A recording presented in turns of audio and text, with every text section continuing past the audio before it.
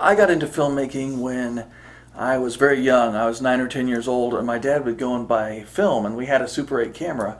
And the film was supposed to be for holidays or family get-togethers, things like the 4th of July or barbecues. And I would sneak in and get the film, and my friends and I would go out in the woods, or we'd build little sets and make our own movies, like Frankenstein movies or whatever, because I was really into monsters. I love Famous Monsters magazine, and it really inspired me to want to do it myself. And I always loved these kind of movies, these science fiction movies, and these horror films. That's what I was raised on at the drive-in. And so I kind of wanted to give back by kind of doing our own film. And so we would go out and we would, make these little mini epics. And I remember my dad would come in and go, "Where's all my film? What the heck? I'm supposed to shoot 4th of July." And I used all the film for some, like Castle of Frankenstein or whatever. And to edit it, I had like a little splicer, and I set up this block of wood, and I put a little light source underneath it, and I put like a magnifying glass over it so I could see the frames, and I would actually splice it on the splicer. And then my dad did something really cool. He got a new projector because the old one was, pretty ratty, and the bulbs kept going out. So he got a new projector, and on that projector there was a dubbing system on it, so I could dub one track of sound. And so we would go out and get like a tape recorder and put music on it, and then we would have a microphone sitting there, and we would slap our hands for punches and kick a bunch of boxes around. We'd do everything we could for sound effects, for people walking. Sometimes we would, if they're walking in the woods or whatever, we would literally get leaves and just crunch them. It was kind of crazy because we'd have to do it on the fly and hope that we could sync it up and match. A lot of times we didn't, but we would try, and that was how we had to do sound and everything back then. But that's how I got my start, was on Super 8 film, and just from the ground up, started working on it. I did a lot of short films, and then I did my first feature. And my first feature was called Blood of the Undead, but the release title was Zombie Rampage. And it was a living nightmare. I almost never made another movie because, not only was the weather not cooperating, but also I didn't own my own equipment. So I was trying to find people around town who had all the gear and all the stuff we needed. The guy producing the film for us, executive producing, he wasn't really producing, we were doing that, but he was the money guy. He would throw money at us. He said he really wanted to get into this business, and he was telling us all this stuff, and he said, "I'll give you, X amount of dollars." I think it was like 20,000 or whatever he promised us. And so we were like, "Yeah, great." And so we started production, and we went out and rented all this equipment and everything, and everything was working great for 2 weeks. Then he disappeared. This guy Lonzo, he disappeared. We don't know what happened to him. He owned some bars around town and everything, and we couldn't find him. And we were like, "Where the heck is Lonzo? What's going on?" And no one could find him. All the people I knew that knew him, they couldn't find him. He wouldn't answer his phone. It was terrible. And the cameraman was a friend of theirs, and they introduced him to us. And he was supposed to be helping us, and we had paid him. We sat down and made a deal, and I said, "This is how much we have, and we would be glad to pay you this to film the movie." And he said, "That would be great. That's fine." He wants the credit. We gave him the money, and everything was great until he decided he didn't want to show up. So the cast and crew would be there at 8 o'clock. This guy was nowhere to be found, so we'd go ahead and rehearse, and I'd set up the lights and do whatever I had to do, and then, I would wait for this guy. It'd be 10 o'clock, 10:30, still not there, so I'd be paging him. Finally, he may answer. Sometimes he didn't. But if he answered, he'd say, "Hey, I can be there at midnight. I'm on a date." And I'm like, "Really?" Because you knew it was 8 o'clock. All these people are here waiting. It's getting cold. The night's wearing on. I told people what was going on. They were like, "Okay." And it got weirder because then when he would show up, he would be like, "I need $300 or I can't shoot a thing." He would hold us ransom like that. I was very upset about this because I'm like, we already made a deal, and it was terrible. It was one of those things where I felt like we were, trying our best, and we'd all have to pool money together because he would do this to us. And we had no more money because the money guy was nowhere to be found.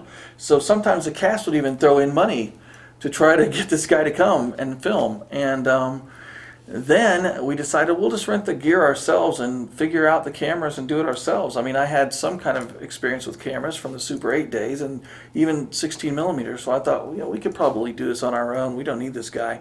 And it'll be cheaper because instead of him charging us $300 every time, we'll just rent the cameras for the weekends and shoot on weekends. And then Christmas break, a lot of the cast went home because they were here. They were college kids. They were from Avila College. They were here doing theater programs and things, and they went home for the holidays and never came back. And I was like, well, I got 65% of it shot, and then we kind of rewrote some stuff and did another 5% maybe. It was horrifying because the damned movie was only like 60 minutes long, and so we'd have to go out and shoot other stuff and add new scenes and new shots and things to try to pad out the running time to 80 minutes so it'd be a feature. So it was horrifying. We didn't have a full movie, and the editing process was a nightmare because I didn't have the gear for that. It was shot on 3/4 and Betacam. I didn't have that gear. Luckily I worked at a cable station that had a local TV broadcasting production studio, and I would work overtime for free and work on other shows for free, trying to help produce those in order to edit in my off time. So I was there a lot, like 18-hour days. I was at this station. If I wasn't working on someone else's thing, I was editing my own movie. And this guy Rodney, who ran the whole thing, he was like the big boss producer of the whole station, really did me a favor and helped me, because otherwise I couldn't finish my movie. I think he felt bad after all I'd been through. So I spent a few months editing, learning all that gear and editing my movie. And that's when I realized, oh man, I don't have enough movie here. So I had to go out and we had to shoot more. And the whole experience was so terrible for me that I almost never made another movie. I really hated the process. I thought, if this is what every movie's like, I'm not doing it anymore. It was too awful and too horrible. But I loved the process so much and the creativity of it, and I loved everything about it. I fell in love with it. And when I first got into it, like with the Super 8 stuff, my goal was just to make monster movies, and I did special effects. The famous Monsters of Filmland was my big thing, and so they were always talking about how to do special effects and things, and so I was all about making monsters and doing the cool werewolf makeup or whatever. That's what got me into it. I never knew I was going to be directing, but because it was my dad's camera and his lights and everything, I kind of became the director inadvertently, and I kind of fell in love with it. So my first feature, I thought this is going to be great, and it was a abomination, but I stuck with it because I love it so much, and here we are. I started when I was 9 or 10 years old doing the short films on Super 8. That was, late 70s and going into the early 80s. And my first feature was 1988, The Blood of the Undead, or as it was released, Zombie Rampage. That was my first feature. So, that's when I started. And I almost quit, like I said. So it took me about a year to decide I was going to shoot something else after Zombie Rampage was done. So in 1990, we decided we're going to shoot this little thing. I met some guys that were really fun and cool that worked at a local haunted house, and we were like, okay, let's go do it again. Maybe it'll be fun like when I was a kid.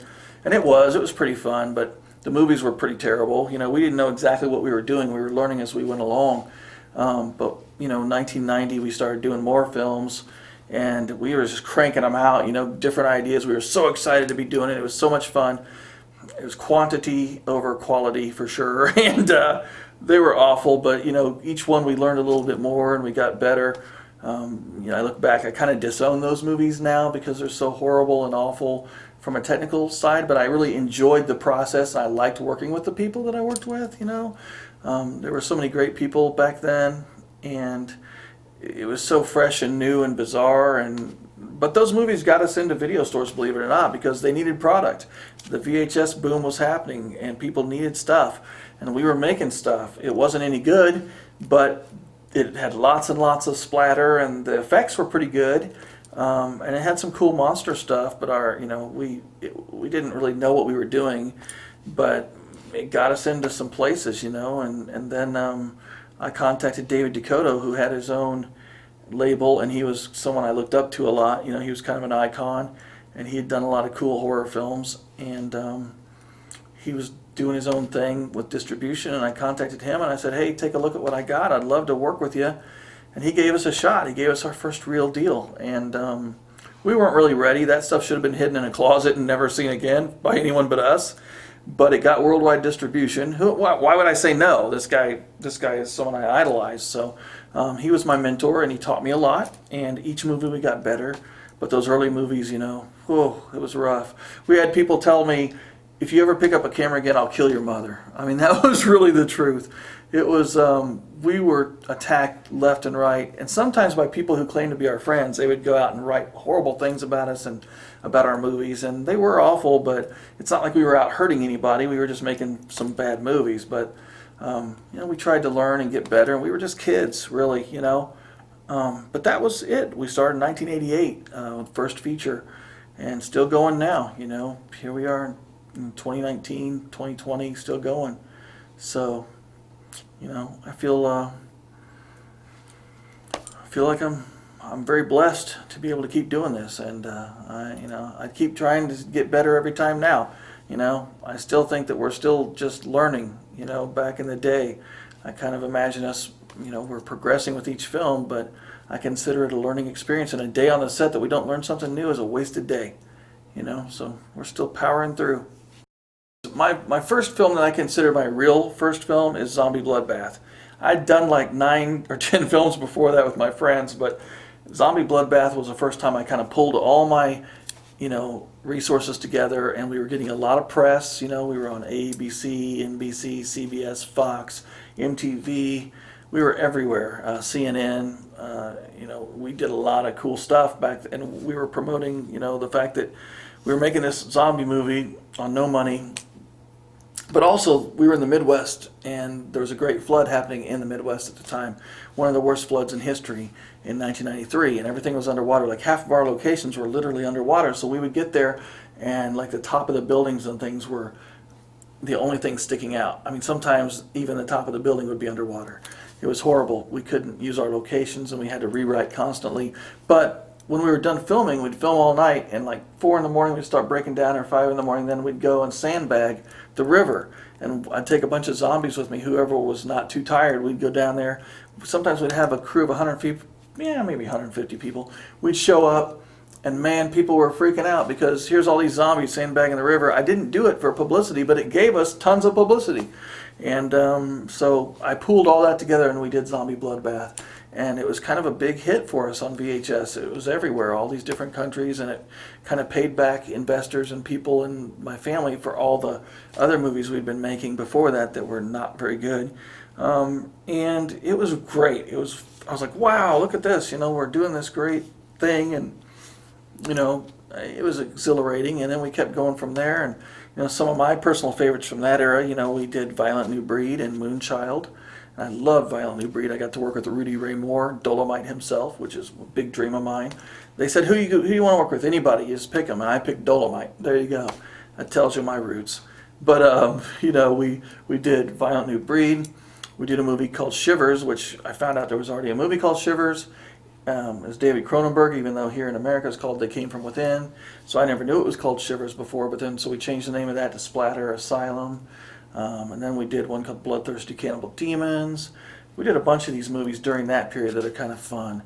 But Moonchild and Violent New Breed are the two probably standouts during that period, and also Splatter Asylum. As we went forward, we started doing better and bigger movies like Fear of the Dark. I thought was pretty fun, and it was a pretty neat. The way we really worked on lighting and stuff and tried to do a lot of cool things. Then when I took a hiatus, I'm trying to raise my son and my daughter, and one of my great friends was killed, and I took a hiatus for a while because it was really difficult at that time. And I was also doing radio, and my radio show was doing really well, and I just didn't have enough time for everything.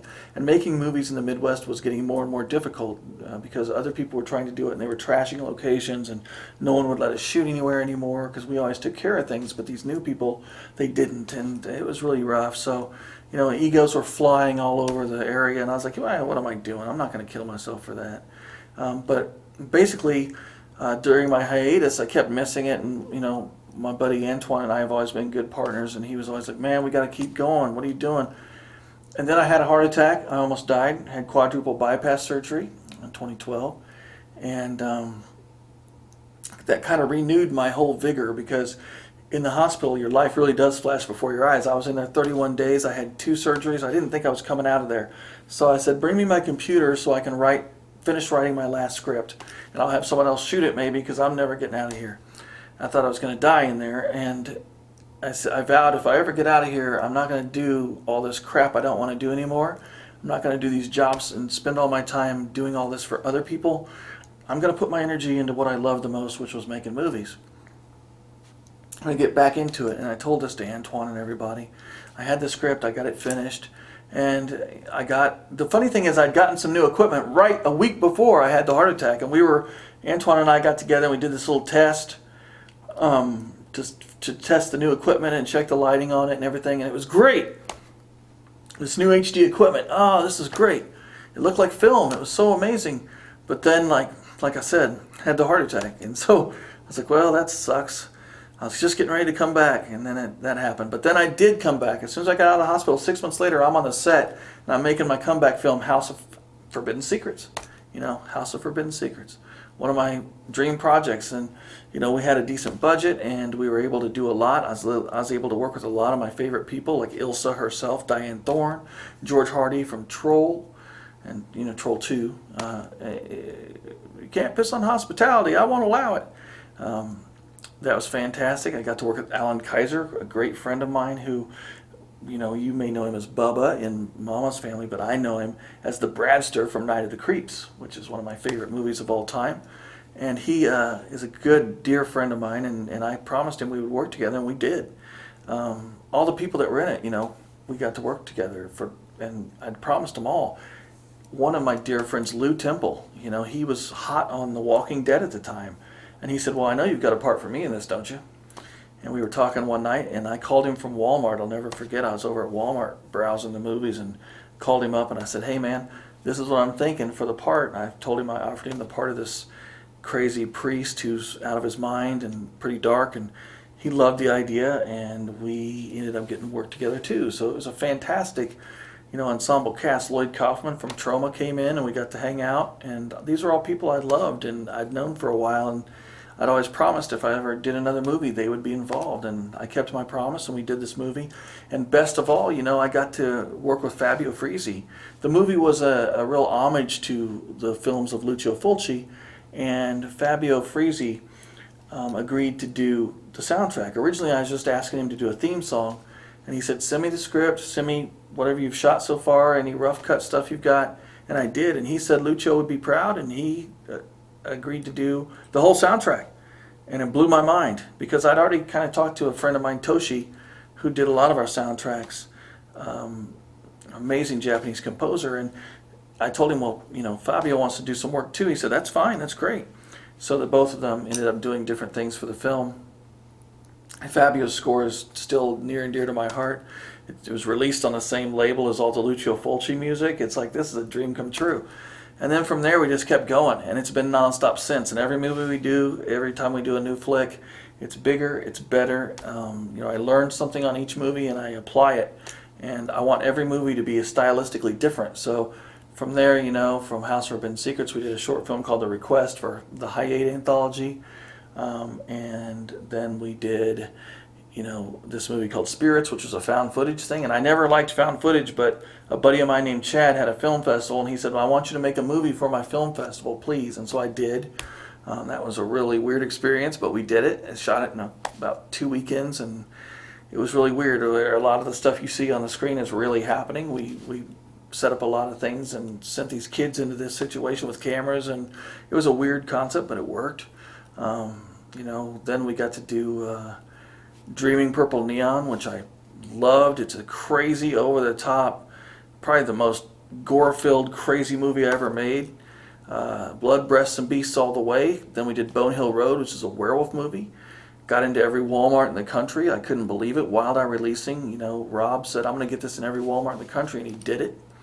Clownado came after that, which is insane and goofy and kind of like a roller coaster ride of circus goofiness and crazy carnage. Just did it because I thought the title was so crazy we had to do it. And a buddy of mine, Daryl, and I were joking around and came up with that title. And I had a clown movie from back in the day when I was shooting Fear of the Dark. We had a movie called Clowns. Never did do it, so we applied it and changed some things and turned it into Clownado. We've been rolling nonstop. I'm really excited about all these projects. Did one called Sleepless Nights, which is an anthology, and then in between there we did We shot another short for an anthology called High Death, which is a sequel to High 8. And since then we've also shot a third short film called Losing It at the Devil's Whorehouse, which is part of the newest, the High Fear, which is the last one in the High 8 trilogy. And for High Death we did one called The Muse, which I really loved. And then, we've done other things for other people too, Cinesploitation and things like that. We did like little short films for other people and for ourselves. We also did a film, and our producer Amanda got to direct it, which was in High Death also, called Night Drop. It took place in a video store. It was really fun. Entertain people, that's the whole reason I do this. Horror movies did a lot for me. I came from a broken home. My mom got divorced, we moved. She got divorced again, we moved. It was horrible. I was moving all the time, and it was a mess. And for me, the stress of that and peer pressure and things at school, and my escape was going to the movie theater and watching horror films. And my dream, in making these movies is to do that for someone else, We don't take salaries. I've never taken a salary to do this. Maybe one day I can, but the movie, it has to be made, and all the money goes into the movie. I don't take any of it. So, it's a true love of what I do, a true love for this, a passion, and I hope that our films entertain someone the way I was entertained, and maybe for 90 minutes or 2 hours it takes them away from all that stress and anxiety and the hardships of life, and they can just enjoy a movie and come in and get wrapped up in a world that we've built for them and just enjoy the process with us. And that's a dream, and I hope that that's what's happening. I hear a lot of people tell me that they're entertained, and that's what it's all about for me. So, I'm very excited about that. If I had to give advice to anyone that's wanting to get into this, it would be simply to read as much as possible. Talk to people who've been in the industry. Read books by people that are in the industry. If you're wanting to direct, get the film directing shot by shot book. If you're wanting to produce, buy every book you can on production. It doesn't hurt to know all aspects of production either. So if you can intern on other people's movies, go and be a part of it. Don't have an ego. Leave the ego at the doorstep. We've all had a little bit of ego. Anytime you get success, you get a little ego. I knocked my ego clear out of my system. After being told that I should never pick up a camera again, it kind of knocks you down a few pegs. So luckily I got rid of that, but I hate ego. So get rid of the ego. Learn as much as you can. Don't develop ego before talent. Go out there and learn about the business. There's a great book by John Alton about light and shadow, and it's all about lighting for film noir movies and things, and he's a master. He's one of the greatest ever, and he wrote this book, and you gotta read that book. Things like that. Find everything you can. Read first-hand accounts of things, and maybe go intern for someone like Trauma Films, or someone that's really gonna put you through the roughest days of your life, because going and making a movie is like going into battle sometimes. It's tough, and you got to be prepared for everything that's going to be thrown at you, and there's a lot that'll happen that you got to be prepared for. So that's my advice is make a lot of stuff on your cell phone or your video camera or whatever. I wouldn't suggest releasing it. I would suggest learning from it, and then when you're ready, you can release it. My friends that are distributors tell me we get so many thousands of discs that we can't even watch them all now, because everyone's shooting everything on their cell phones, or they're doing all this stuff with GoPros or whatever, and they can't even watch the thousands of discs or the thousands of online streaming clips that are sent to them. They just don't have time in a day to get through them all. And so they only watch the first 5 or 10 minutes, and if it doesn't look good and it doesn't seem professional, the sound is bad or whatever, they quit. So my advice is learn all the things you can possibly learn, and practice, and realize sound is just as important as visuals. And if you want to just go out there and throw blood, that's fine too. There's a market for it. It's not particularly what we do. Our movies are bloody as hell, but we want to have a story. We want to tell a story. The reason I got into films was because I loved monsters so much. But the truth is, as I've gone along year after year, for all these years, it's become more of a storytelling thing. I really want to tell a good story. I want to shock some people. I want to have a good time with the horror elements, but I really want to tell a good story. And that's the really the basis. Have a good script and tell a good story. And just watch movies all the time. Watch. Learn. Don't limit yourself to one kind of movie either. I've been watching everything from hardcore horror flicks all the way up to like romantic comedies or whatever, just to learn how they're assembled, how the dialogue is done, how the characters are written, how to put a story together in a way that's compelling for someone to watch. And that's really the key. Watch everything you can. Learn from the masters, And if you love it and you have a passion for it, don't let anything stop you. Don't let anyone or anything or anybody tell you not to do it. I've had a million people in my life tell me I'm wasting my life and to stop. And sometimes I feel the same way, because I feel discouraged. But it's what I love. So don't let anyone take it away from you, because we are a success story.